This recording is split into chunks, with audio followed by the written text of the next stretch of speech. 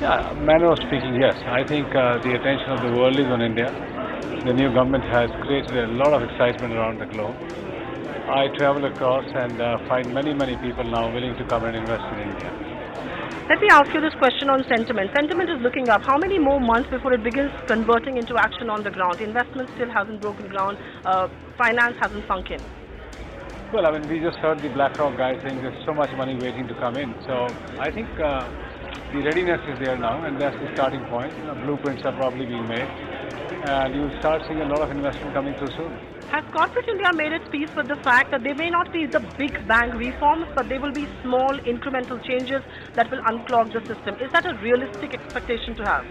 Well, and as far as the Indian industry is concerned, we have never been looking for one or two big bang reforms. We are looking for sustained process of reform, and I think that's what we are seeing. One after the other, the government is moving on many things, vital issues like labor laws, vital issues like financial inclusion. All these things are being handled one by one, FDI being increased in defense, probably follow on now in insurance. That's what you need.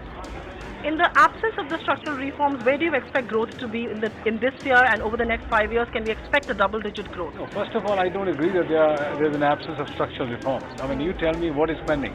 Most of the big issues have been handled in the last few months, and many are on the anvil. Let me rephrase. Given this momentum, where do you expect growth to be over the next 5 years? Well, I think we'll start upticking. I would say maybe we should start seeing at least a 0.5% uptick, and if things go well and large investments start coming in after the budget, next year could see a 1% jump. Particularly your sector is the worst over for Indian telecom?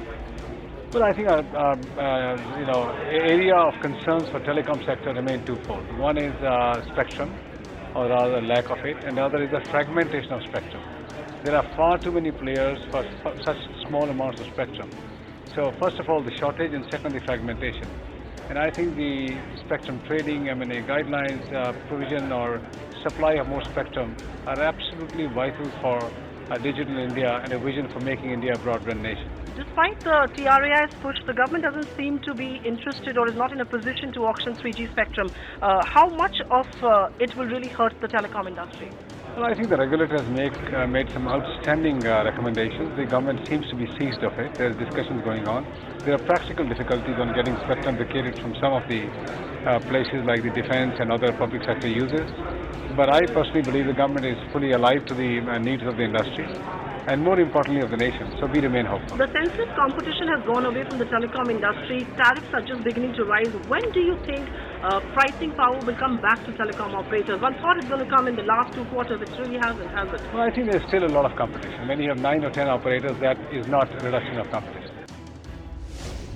Find us on Facebook at facebook.com/ETNow and don't forget to click the like button. You can also follow us on Twitter at ETNowLive. To stay updated with all our programming, hit the subscribe button on our YouTube channel by logging on to youtube.com/user/ETNow.